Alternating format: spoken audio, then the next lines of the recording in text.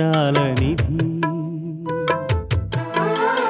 ఓ విధి విచిత్రాల నిధి వింత కథల సారథి ఆశ నిరాశల వారధి నిరంకుశ నిర్ణయాల నిర్దయవానిధి ఓ విధి విచిత్రాల నిధి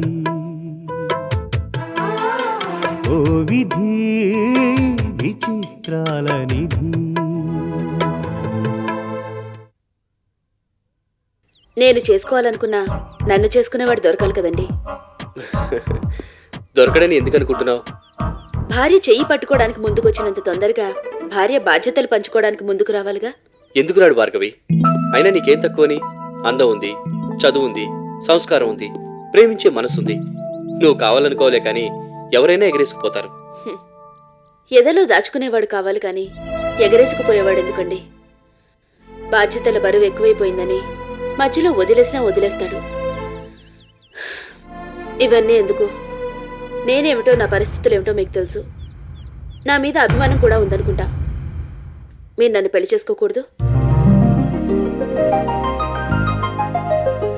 హలో సార్, నేనేదో సరదాగా అంటే అప్పుడే పెళ్లి నుంచి పాల గ్లాస్ దాకా వెళ్ళినట్టున్నారు.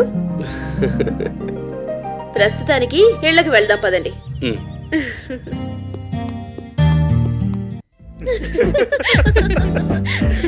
విన్నారు కదా, అందుకే నవ్వు 4 విధాలా గ్రేట్ అన్నారు.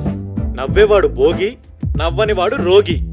పంచదార కిరోసిన్ లాగా నవ్వుకి కోటా లేదు, నవ్వడానికి ట్యాక్సు లేదు, ఆరోగ్యానికి నవ్వును మించిన టానిక్ ఇంకొకటి లేదు. ఏమంటారు? కుసుమా, కార్తీక్ నీకు మంచి కంపెనీ అనుకుంటాను. ఎప్పుడూ ఇలాగే జోకులేస్తూ నవ్విస్తూ ఉంటారా? ఒక్కోసారి మా వాడు వేసే జోకులకి నవ్వు రాదు గాని బోర్మని ఆడవాలనిపిస్తుంది. కార్తీక్, మీ కంపెనీ నాకు చాలా బాగా నచ్చింది. మీతో కబుర్లు చెప్తుంటే అసలు టైమే తిరగట్లేదు. Thank you. ఎప్పుడూ నవ్వుతూ నవ్విస్తూ ఉండడం కూడా ఓ వరమే. కరెక్ట్. అందుకే కొందరు ఎన్ని కష్టాలు వచ్చినా నవ్వుతూ ఉంటారు, కొందరు మంచి జోకులేసినా ఏడుస్తూ ఉంటారు. మా కుసుమలాగా. అవును, ఇప్పుడు మీరేం చేస్తున్నారు? ఇప్పుడా టీటీపీ చేస్తున్నాను. టీటీపీ విన్నాను కానీ ఈ టీటీపీ ఏంటండి బాబు? అదా, టీటీపీ అంటే తినడం, తిరగడం, పడుకోవడం. అదేంటి, ఎంటెక్ కంప్యూటర్స్ చేసి ఖాళీగా కూర్చున్నారు? జాబ్ కోసం ట్రై చేయలేదా? జాబ్ ట్రయల్స్ లోనే ఇక్కడికి వచ్చాను. చిన్న చిన్న జాబ్స్ ఎందుకని ఏకంగా జాక్పాట్ కొట్టేద్దామని ఓ కార్పొరేట్ ఆఫీస్లో జాబ్ ట్రై చేశాను. ఎలాగైనా జాబ్ కొట్టేయాలని 4 చేత రికమెండ్ చేయించాను. అంత చేసినా రాలేదా? అది చెప్పాలంటే మీకు కథ చెప్పాలి. చెప్పండి. ఓ ముస్లిం, ఓ క్రిస్టియన్, ఒక హిందూ ముగ్గురు కలిసి పడవలో వెళ్తున్నారు. మధ్యలో పడవ మునిగిపోయే పరిస్థితి వచ్చింది. ముస్లిం అతను అల్లా అనగానే అల్లా వచ్చి ముస్లిం రక్షించాడు. క్రిస్టియన్ ఓ జీసస్ అనగానే క్రీస్తు వచ్చి క్రిస్టియన్ రక్షించాడు. కానీ మనవాడు మాత్రం అది తెలివితేటలకు పోయి ఒక దేవుడు మిస్ అయినా ఇంకో దేవుడు వచ్చి రక్షిస్తాడని అందర్నీ పిలిచాడట. దాంతో ఒకరు వెళ్తారని మరొకరు అనుకుని మొత్తానికి ఎవరూ రాలేదు, రక్షించను లేదు. దాంతో మనవాడు నీళ్ళలో మునిగి డైరెక్ట్ గా దేవుడి దగ్గరికి వెళ్ళిపోయాడు. ఆ జాబ్ విషయంలో నా పని కూడా అలాగే అయింది. 4 చేత రికమెండ్ చేయించాను కదా, వాళ్ళు కూడా ఒకరు చెప్తారులేని మరొకరు అనుకుని ఎవరూ రికమెండ్ చేయలేదు. నాకు జాబు రాలేదు. సిచ్యువేషన్ కి తగ్గట్టు భలే జోకులు చెప్తారు. ఇంతకీ ఇప్పుడు ఏం చేయదలుచుకున్నారు? మరో 4 రోజులు ట్రై చేస్తాను. దొరికిందా ఓకే, లేదంటే మీ ఆఫీస్లో అటెండర్ గానైనా జాయిన్ అయిపోతాను. వద్దులేండి బాబు, మీరిలాగే జోకులేస్తూ కూర్చుంటే మా వాళ్ళు పనులు మానేసి నవ్వుతూ ఉంటారు. నా బిజినెస్ దెబ్బతింటుంది. అదేంటండి అంత మాట అనేసారు? ఫోన్లేండి, ఇక నుంచి జోకులేను. ఆర్ట్ సినిమా హీరోలాగా అనంతంలోకి చూస్తూ ఉంటాను. పాత సినిమాలో గుమ్మడి గారిలాగా గంభీరంగా ఉంటాను. సరేనా? ఇప్పుడైనా నాకు జాబ్ ఇప్పించండి. నేను సరదా కన్నాను గాని మీ క్వాలిఫికేషన్స్ కి తగిన జాబు మా ఆఫీస్లో లేదు. అదేంటి అలా అనేసావు? నీ మీద చాలా హోప్ పెట్టుకుని వచ్చాడు కార్తీక్. నువ్వు సీరియస్ గా తలుచుకుంటే జాబ్ ఇప్పించలేవా? ఆ విషయం నువ్వంత సీరియస్ గా చెప్పాలా? అయితే ఓ పని చేద్దాం, చలసాని గారితో మాట్లాడతాను. ఆయన కంపెనీలో మీకు తగిన ఉద్యోగం దొరకొచ్చు. నేను చెప్తే కాదనరు. సంజయ్ గారు, ఉద్యోగం లేకపోతే జీవితం లేదు, జీవితం లేకపోతే ఉద్యోగం లేదు. జీవితం భర్త అయితే ఉద్యోగం భార్య, ఉద్యోగం భార్య అయితే జీవితం భర్త. భార్యాభర్తల అనుబంధం నిలబడాలంటే నాకు మీరు ఉద్యోగం ఇప్పించాలి. తొందరగా ఇప్పిస్తే చిన్నవారైనా పెద్ద మనసుతో మీరు చేసిన సహాయానికి జీవితాంతం రుణపడి ఉంటాను. మీ మేలు ఈ జన్మలో మర్చిపోను. మీకు కృతజ్ఞతలు ఎలా చెప్పాలో కూడా అర్థం కావడం లేదు. ఏ జన్మలో చేసుకున్న పుణ్యమో మీ రూపంలో వచ్చి ఉద్యోగం ఇప్పించినందుకు మిమ్మల్ని... మై గాడ్, ఆపండి బాబు, ఆపండి. మీకు తొందరగా ఉద్యోగం ఇప్పిస్తేనే బెటరు. లేదంటే ఈ బరువైన డైలాగులతో నా బ్రెయిన్ తినేసేలా ఉన్నారు. రేపే మీ బయోడేటా తీసుకుని రండి. చలసాని గారిని కలుద్దాం. Thank you madam. ఆ? సారీ సంజయ్ గారు. సంధ్య, రేపు నేను రావడం కుదరదు. కార్తీక్ వస్తాడు. ఆ జాబ్ ఏదో ఇప్పించేస్తే మనం మనశ్శాంతిగా ఉండొచ్చు. మరి మేము వెళ్ళొస్తాం. మంచిది.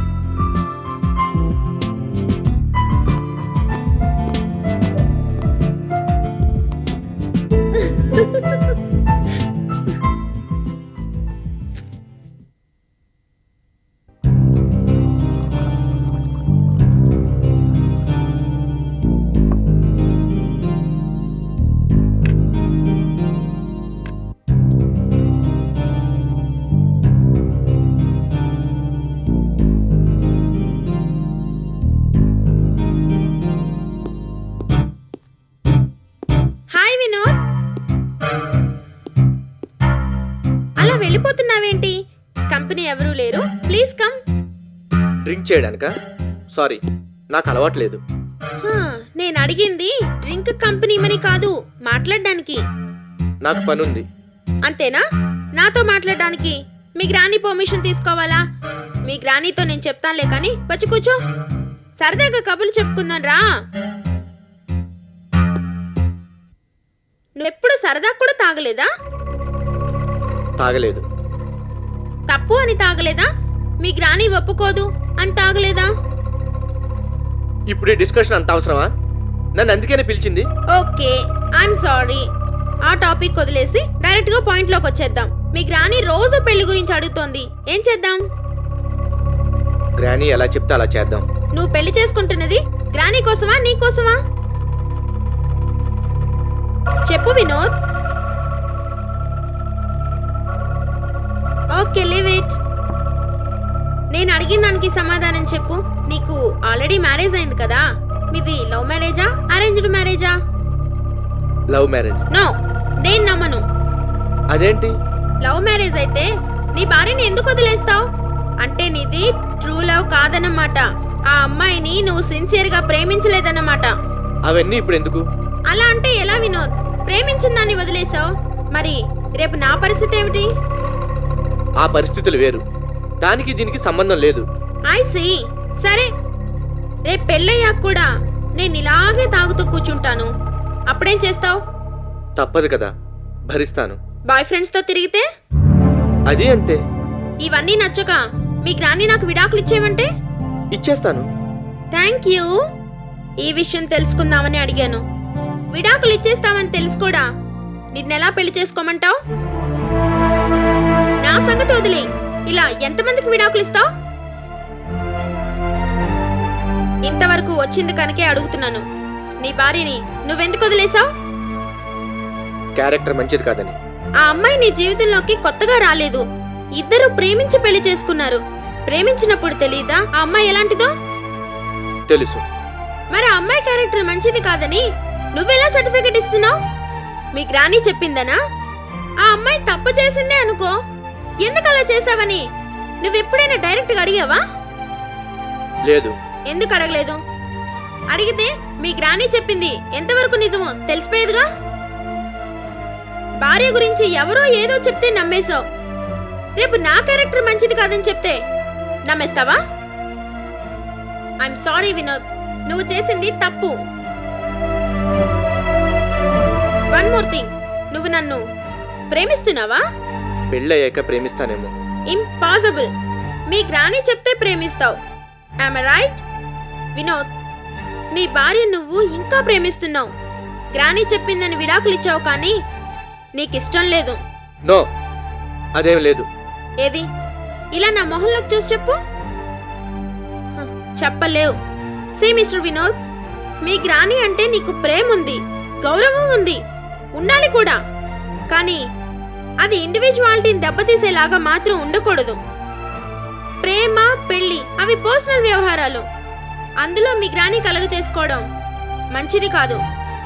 ఒక విషయం మాత్రం గుర్తుంచుకో, ఇండివిజువాలిటీ లేని మగాణ్ణి ఏ ఆడది ప్రేమించదు. అది లేని భర్త మీద ఏ భార్యకి గౌరవం ఉండదు. ఇప్పటికైనా నీ లైఫ్లో ఏం మిస్ అయ్యావో తెలుసుకో. నీ బ్రెయిన్తో ఆలోచించడం నేర్చుకో. నీ నిర్ణయాలు నువ్వు తీసుకో. అప్పుడే నిన్నందరూ రోజీ గారి మనవడిగా కాక వినోద్గా చూస్తారు. ఇవన్నీ ఆలోచించుకొని మన పెళ్లి విషయంలో ఒక డెసిషన్కి రా.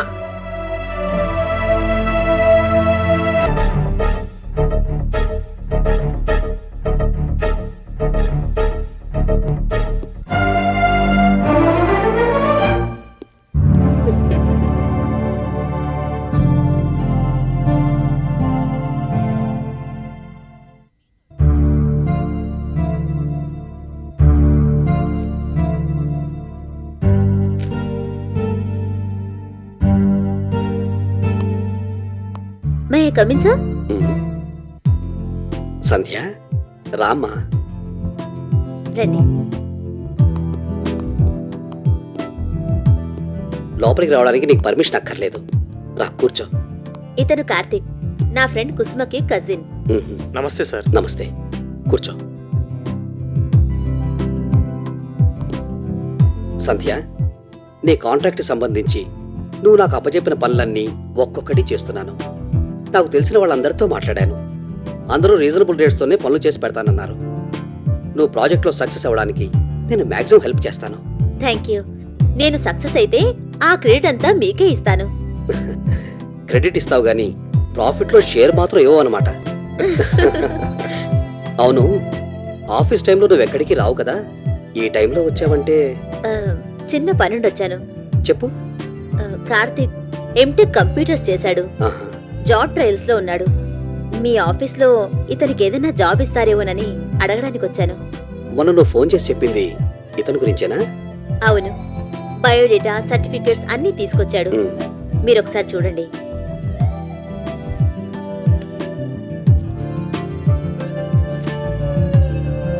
గుడ్. నువ్వు రికమెండ్ చేశాక ఇవ్వకుండా ఎలా ఉంటాను సంధ్య? ఆ, అంటే నా క్వాలిఫికేషన్ చూసి ఇవ్వడం లేదా సార్? అబ్బే, అదేం లేదు. రేపు వచ్చి మీరు జాబ్లో జాయిన్ అవ్వచ్చు. Thank you sir. మరి మేము వెళ్ళొస్తాం. అంటే వచ్చిన పని అవగానే వెళ్ళిపోతావు అన్నమాట. ఇది మరీ అన్యాయం సంధ్య. అలాగని కాదు, అమ్మమ్మ ఆఫీస్కి వస్తానంది. తొందరగా వెళ్ళాలి. అలాగైతే ఓకే. వస్తాను సార్. రేపు వచ్చి జాబ్లో జాయిన్ అవుతాను. అలాగే.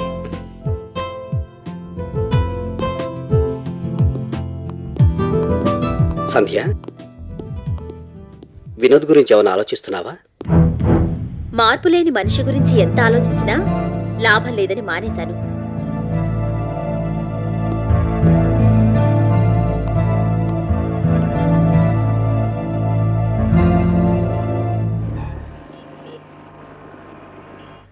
మీతో పరిచయం అవడం, ఉద్యోగం రావడం అంతా కలలా ఉందండి. ఈ పరిచయం ఇక్కడితో ఆగకూడదని, ఈ జర్నీలాగా హాయిగా సాగిపోవాలని కోరుకుంటున్నాను. ఇంటర్వ్యూ లేకుండా ఉద్యోగం వచ్చిందంటే అంతా మీ క్రెడిటే. నాదే ఉందిలేండి, మీలో టాలెంట్ ఉంది కదా. ఇంటర్వ్యూ పెట్టినా మీరు సెలెక్ట్ అయ్యేవారు.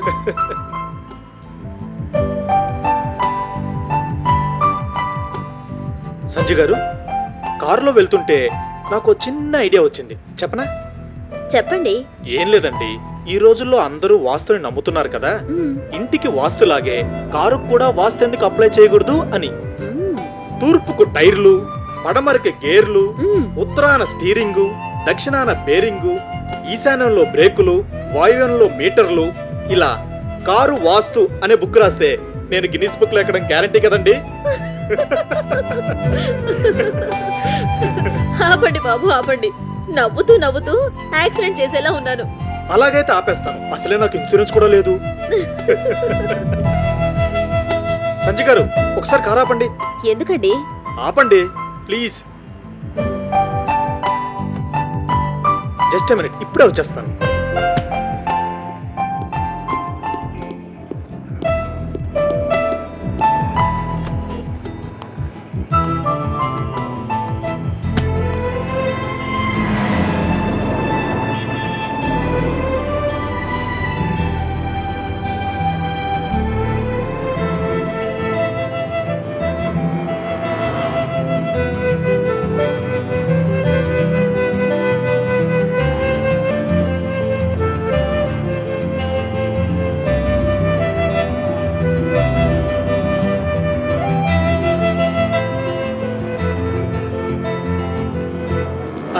Wish me all the best Sandhya గారు.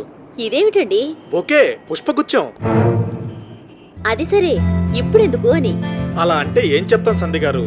ఆర్టీసీ బస్సులు స్టాపుల్లో ఎందుకు ఆగవు, ట్రైన్లు కరెక్ట్ టైంకి ఎందుకు రావు, ఆటో వాళ్ళు మీటర్ మీద ఎందుకు రారు, ట్రాఫిక్ పోలీసులను చూసి జనం ఎందుకు భయపడతారు, ఈ ప్రశ్నలకి సమాధానాలుండవు.